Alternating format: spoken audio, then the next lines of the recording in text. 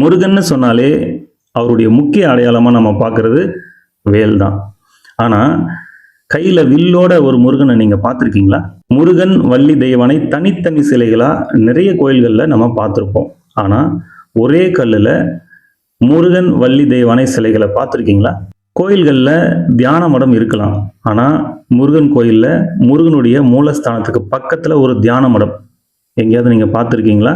வேல்ராம்பட்டில் இருக்கக்கூடிய அருள்மிகு சிவசுப்பிரமணிய சுவாமி திருக்கோவில், இந்த கோயிலுக்கு நீங்கள் போனீங்கன்னா இந்த 3 விஷயத்தையும் பார்க்கலாம். கந்தா நீ தேரேறி கடம்பா உன் வீரம் சூடி கொட்டு மூரசு கொட்ட வாரும் ஐயா. 6 படகில கோடி பேருல 6 முகனேவோ வீரம். கந்த பாத பின்னணித்தோ நடந்திருந்தா அச்சம் மிச்சம் இன்றி போகாதா. முருக முடிவெடுக்க சிவனோ கேட்டிருக்க வெற்றி வேலனுக்கு ஆரோகரா. முதல்ல இந்த கோயில் எங்கே இருக்குது அப்படின்னா, சென்னை டு கும்பகோணம் ரோட்டில் பன்ருட்டிக்கும் வடலூருக்கும் நடுவில் நெய்வேலி டவுன்ஷிப் இருக்குது. இந்த ஆர்ச்சில் இருந்து நேராக உள்ளே போனீங்கன்னா 2 கிலோமீட்டரில் ஒரு ரவுண்டான வரும். அங்கேருந்து லெஃப்ட் எடுத்து அங்கேருந்து ஒரு 2 கிலோமீட்டர் போனீங்கன்னா இந்த கோயிலுக்கு போகிறதுக்கான வழிகாட்டும் பலகை ஒன்று அங்கே இருக்கும். அங்கேருந்து லெஃப்ட் எடுத்து 1 கிலோமீட்டர் உள்ளே போனீங்கன்னா இந்த கோயில் நமக்கு தெரியும்.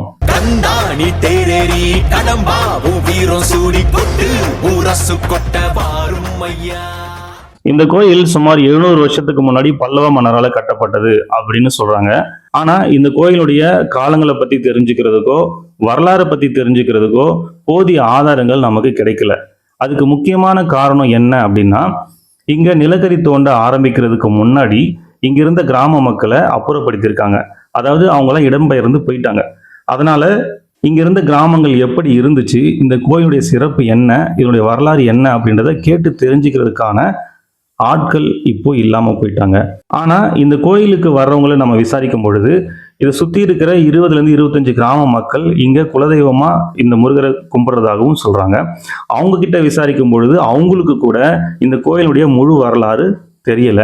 இந்த கோயிலை பத்தி கூகுள்ல தேடி பார்த்தா அதுல என்ன சொல்லியிருக்காங்க அப்படின்னா, 1935ல் இங்க இருந்த கிராமங்கள் எல்லாமே ரொம்ப செழிப்பா இருந்ததாகவும், அதுல ஜம்புலிங்க முதலியார் என்ற ஒருத்தர் தன்னுடைய தோட்டத்துல ஆழ்துளை கிணறு தோன்றினதாகவும், அப்படி தோண்டும் பொழுது அவருக்கு கருப்பா ஏதோ கிடைச்சதாகவும், அதை கவர்மெண்ட்ல கொடுக்கும் பொழுது அதை ஆராய்ச்சி பண்ணி பார்த்தா நிலக்கரி இருக்கிறத கண்டுபிடிச்சிருக்காங்க. அதனால இங்க இருக்கிற கிராம மக்களை வேறு இடத்துக்கு குடியமர்த்திருக்காங்க அரசு. அப்படி காலி செய்யப்பட்ட கிராமங்கள்ல வேல்ராம்பட்டு அப்படின்ற கிராமமும் ஒண்ணு அப்படின்னு சொல்றாங்க. ஆனா கிராம மக்கள் இடம்பெயர்ந்து போனால் கூட அந்த கோயில் அப்படியே இருக்கு.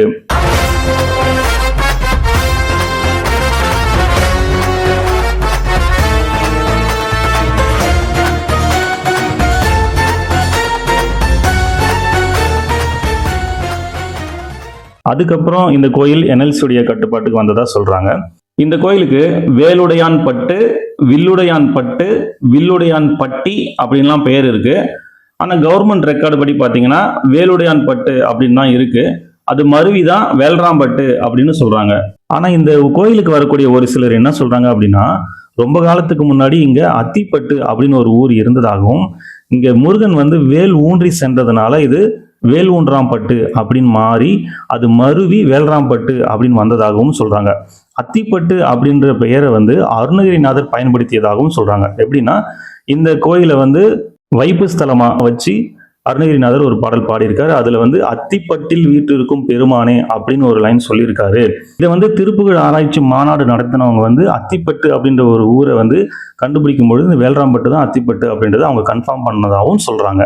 தமிழ் சங்கமே முதல் சங்கமா அண்டமெல்லாம் அறிய வச்சு வேலும் மயிலுன்னு கொடியெடுத்து உலக ஆள வந்த தமிழ் வீரனே. வேலும் மயிலுன்னு கொடியெடுத்து உலக ஆள வந்த தமிழ் வீரனே. இந்த முருகனுடைய சிறப்பை பத்தி சொல்லணும் அப்படின்னா, இவர் சுயம்பு மூர்த்தியா தோன்றினதா சொல்றாங்க. முருகனுக்கு மொத்தம் 16 அவதாரங்கள் இருக்கிறதாகவும், அதுல ஒன்று பாவுலேய மூர்த்தி அப்படின்னு சொல்றாங்க. அந்த பாவுலேய மூர்த்தி ஒரு வேடர் ரூபத்தில் இருக்கிறதா சொல்றாங்க. இங்க இருக்கக்கூடிய முருகரை நீங்க பாத்தீங்கன்னாலும் அவர் ஜடாமுடி வச்சு மீசை வச்சு கையில் வில்லம்போட வேடர் வைத்திருக்கக்கூடிய ஒரு சின்ன குத்துவால் மாதிரி ஒன்று, அப்புறம் காலில் செருப்பு போட்டிருப்பார். காலணியோடு இருக்கக்கூடிய ஒரு முருகர். அது மட்டும் இல்லை, இவர் வந்து நிற்கிற மாதிரியான ரூபம் இருக்காது. இவர் வந்து எதையோ தடுத்து நிறுத்துற மாதிரி, ஒரு கால் எடுத்து முன்னாடி வைக்கிற மாதிரியான ஒரு அமைப்புல இந்த சிலை இருக்கும். அதனால இவர் வந்து தடுத்தாட்கொண்ட மூர்த்தி அப்படின்னு சொல்றாங்க. முருக சொல்லே வேத வாக்கு அச்சம் தவிருமா, பழனி முருக பார்க்க வரவே படையெடுத்தோம். எட்டு திக்கோ முருக ஆட்சி தமிழ் பெருமையே, சுவாமி மல்லையனே வேலேந்தீவா, தணிகை வேலவா, குறைகள் தீர்க்கவா, குறைகள் தீர்க்கவா. கையில வில்லம்போட நான் எந்த முருகரையும் நான் எங்கேயும் பார்த்ததில்லை. ஒருவேளை நீங்க எங்கேயாவது பார்த்துருந்தீங்கன்னா அது எங்க எப்படின்ற விஷயத்த எனக்கு கமெண்ட்ல சொல்லுங்க. முருகர், வள்ளி, தெய்வானை 3 பேருமே ஒரே கல்லுல செதுக்கப்பட்ட சிலையா இருக்கிறாங்க. இப்போ அந்த கல் எப்படி இருக்குன்னா ஒரு லிங்க வடிவத்தில் இருக்கு. அதாவது ஒரு வட்டமா இருக்கு. மேலே வந்து பார்த்தீங்கன்னா அப்படியே வட்டமா வருது. அதுக்குள்ள வந்து முருகர், வள்ளி, தெய்வானை 3 பேருடைய சிலையும் செதுக்கி வச்சிருக்காங்க. இது மாதிரியான ஒரு அமைப்பு நான் எந்த கோயிலையும் பார்த்ததில்லை. நீங்க எங்கேயாவது பார்த்துருந்தீங்கன்னா அதையும் எனக்கு கமெண்ட்ல சொல்லுங்க. இவரை வந்து ஒரு சுயம்பு மூர்த்தின்னு சொல்றாங்க. சுயமா மண்ணிலிருந்து தோன்றினாரு அப்படின்னு சொல்றாங்க. நாள்தோறும் வளர்ந்துகிட்டு இருக்காரு அப்படின்னு சொல்றாங்க. அதுக்கு ஆதாரமா இவங்க என்ன சொல்றாங்க அப்படின்னா 1960க்கு முன்னாடி இந்த முருகருக்கு ஒரு வெள்ளி கவசம் செஞ்சு வச்சிருக்காங்க. ஆனா அந்த கவசம் இன்னைக்கு கிட்டத்தட்ட 4 இன்ச் அளவுக்கு அடியில் வந்து கட்டை வச்சு முட்டு கொடுத்தா மட்டும்தான் அவருக்கு கரெக்டாக செட் ஆகுது. அந்த அளவுக்கு வந்து வளர்ந்துருக்காரு, ஒரு 4 இன்ச் அளவுக்கு வளர்ந்துருக்காரு அப்படின்னு சொல்கிறாங்க. அது மட்டும் இல்லை, 15 வருஷத்துக்கு முன்னாடி ஒரு தங்க கவசம் செஞ்சுருக்காங்க. அந்த கவசமும் இப்போ கிட்டத்தட்ட 1 இன்ச் அளவுக்கு கீழே வந்து கேப் இருக்கு, அந்த அளவுக்கு வளர்ந்துருக்காரு அப்படின்னு சொல்கிறாங்க.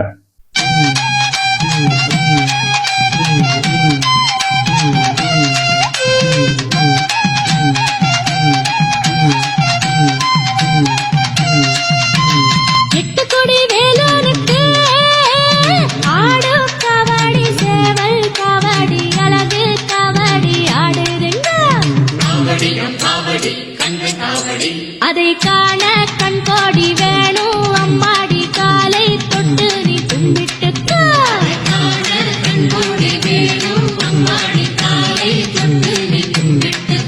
அது மட்டும் இல்லைங்க, மூலஸ்தானத்துக்கு பக்கத்திலேயே வெளிப்புறமா ஒரு தியான மடம் இருக்கு சின்னதா. அதுல 2 பேர் தாராளமா உட்காந்து தியானம் பண்ணக்கூடிய அளவுல அது இருக்கு. அங்க வந்து மூலஸ்தானத்துக்கும் இந்த தியான மடத்துக்கும் இடையில ஒரே ஒரு செவர் தான் இருக்கு. ஆனா அந்த தியான மடத்துல உட்காந்து கண்ணை மூடினா இடையில அந்த செவர் இருக்கிற ஃபீலே நமக்கு இல்லை. வைப்ரேஷன் அவ்வளோ அற்புதமான வைப்ரேஷன் அங்கே நமக்கு கிடைக்குது. வைப்ரேஷன்னாலே இந்த கோயில் முழுக்க வைப்ரேஷன் தாங்க. கோயில் உள்ள கால் வச்சாலே உங்களுக்கு அவ்வளோ வைப்ரேஷன் உங்களால் ஃபீல் பண்ண முடியும். இன்னும் ஒரு விஷயம் என்னன்னா, விநாயகருக்கு பக்கத்தில் ஒரு லிங்கம் ஒன்று இருக்கு. அந்த லிங்கம் வந்து மற்ற கோயில்களில் இருக்கிற மாதிரியான லிங்கம் இல்லை, அது தனித்தன்மையாக இருக்கு. அந்த லிங்கத்துக்கு வந்து அபிஷேகம் பண்ணால் தண்ணி வந்து உள்ளே இழுத்துக்கிட்டே இருக்கும் அப்படின்னு சொல்கிறாங்க. அதே நேரத்தில் அதுக்கு கீழே வந்து ஒரு ஜீவ சமாதி இருக்குது அப்படின்னு சொல்கிறாங்க. அந்த ஜீவ சமாதி யாருடையது, அவர் என்ன மாதிரியான சக்தி அவருக்கு இருக்குது, அவர் என்ன பண்ணியிருக்காரு, அந்த டீட்டெயில்ஸ் எதுவுமே யாருக்குமே தெரியல. ஆனால் ஜீவ சமாதி இருக்குது அப்படின்றத ரொம்ப ஆணித்தரமாக நம்புகிறாங்க. அந்த இடத்துல வந்து வைப்ரேஷன் அற்புதமாக இருக்குங்க. நீங்கள் அந்த கோயில் உள்ள போனீங்கனாலே வைப்ரேஷன் நல்லா ஃபீல் பண்ணலாம்.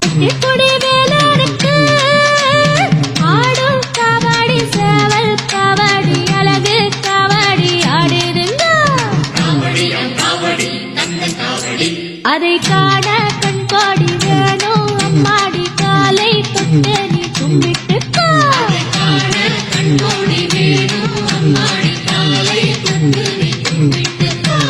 இந்த கோயிலில் அகத்தியர், பாம்பன் சுவாமிகள், அருணகிரிநாதர் 3 பேருக்குமே சிலை வச்சிருக்காங்க. ஆயில்யம் நட்சத்திரம் அன்னைக்கு அகத்தியருக்கு அபிஷேகம் பண்றாங்க. மூல நட்சத்திரம் அன்னைக்கு பாம்பன் சுவாமிக்கு அபிஷேகம் பண்றாங்க. அருணகிரிநாதருக்கு ஜெயந்தி விழா அன்னைக்கு அபிஷேகம் பண்றாங்க. அருணகிரிநாதர் இந்த கோயிலை திருப்புகழ வைப்பு ஸ்தலமா வச்சு பாடியிருக்காரு அப்படின்னு சொல்றாங்க. அதே போல கிருபானந்த வாரியார் இந்த கோயிலுக்கு வந்து போயிருக்காரு. அதனால அங்க கிருபானந்த வாரியாருடைய சிலையும் வச்சிருக்காங்க.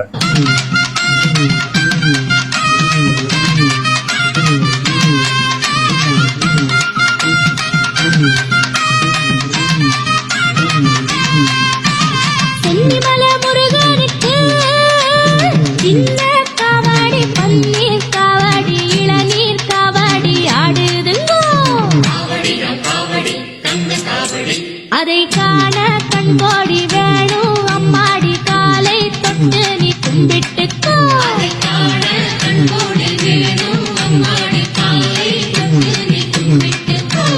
இந்த முருகன் வந்து அதிசயம் நிகழ்த்தக்கூடிய முருகன் அப்படின்னு சொல்றாங்க.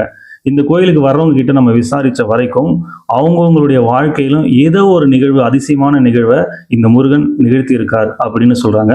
அது மட்டும் இல்ல, மனமுருகி இங்க வந்து எது கேட்டாலும் இந்த முருகன் கொடுப்பார் அப்படின்னு சொல்றாங்க. சென்னிமலை முருகனுக்கு சின்ன காவடி, பன்னீர் காவடி, இளநீர் காவடி ஆடுதுங்க. அதை காண கண்கோடி வேணும் அம்மாடி, காலை தொட்டு நீ கும்பிட்டுக்கோ.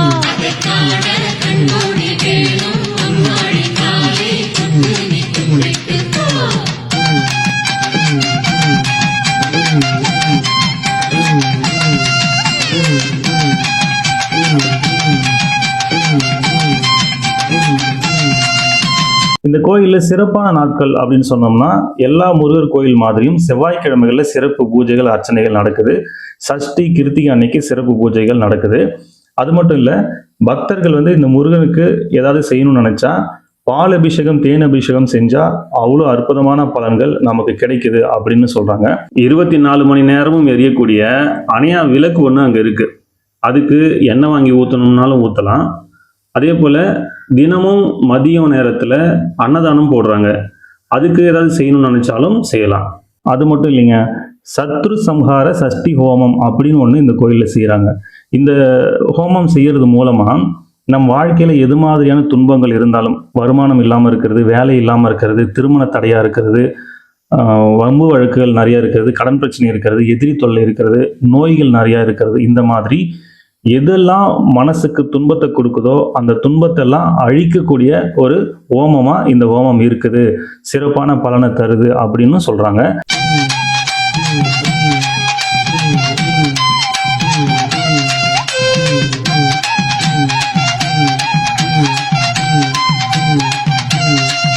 பங்குனி உத்திர திருவிழா இந்த கோயில்ல ரொம்ப ரொம்ப விசேஷமா இருக்கும் அப்படின்னு சொல்றாங்க. கொடியேற்றின நாள்ல இருந்து பங்குனி உத்திர வரைக்கும் 10 நாளுமே திருவிழா நடக்கும் அப்படின்னு சொல்றாங்க. அதுலயும் குறிப்பா பங்குனி உத்திரத்துக்கு முதல் நாள் இரவு 12 மணில இருந்து 2 மணி வரைக்கும் இந்த கோயில்ல அதீதமான சக்தி வெளிப்படும் அப்படின்னு சொல்றாங்க. எட்டு கொடி வேலனுக்கு ஆடும் காவடி, சேவல் காவடி, அழகு காவடி ஆடுதுங்க. அதை காண கண்கோடி வேணும் அம்மாடி, காலை தொட்டு நீ கும்பிட்டுக்கோ.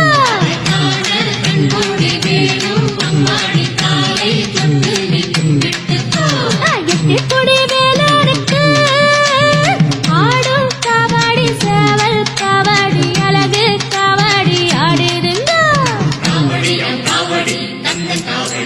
அதை காண கண்கோடி வேணும் அம்மாடி, காலை தொட்டு நீ கும்பிட்டுக்கோ.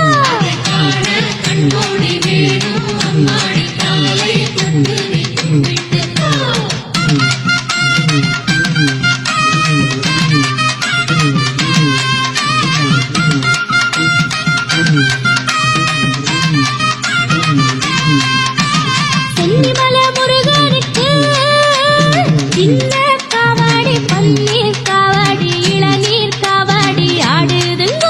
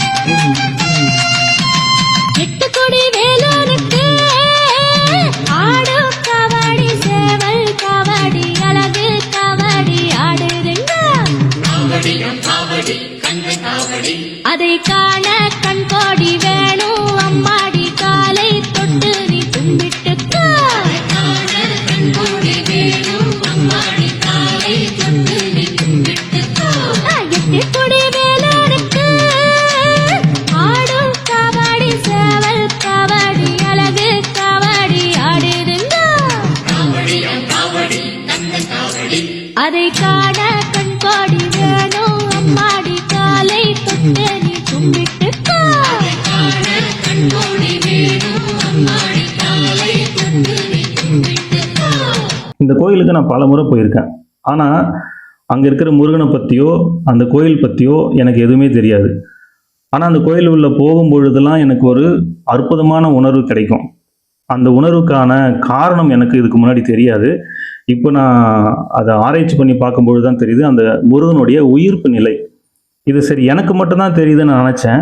நான் இதை எல்லார்கிட்டையும் விசாரிக்கும் பொழுது அங்கே வர்றவங்க அத்தனை பேருக்குமே அந்த உணர்வு ஏற்படுது. அதுதான் அந்த முருகனுடைய உயிர்ப்பு நிலை. அதனால் நீங்கள் ஒரு முறையாவது அந்த கோயிலுக்கு போயிட்டு வாங்க. உங்கள் வாழ்க்கையில் மிகப்பெரிய மாற்றத்தை முருகன் கொடுப்பார். சரவண பவ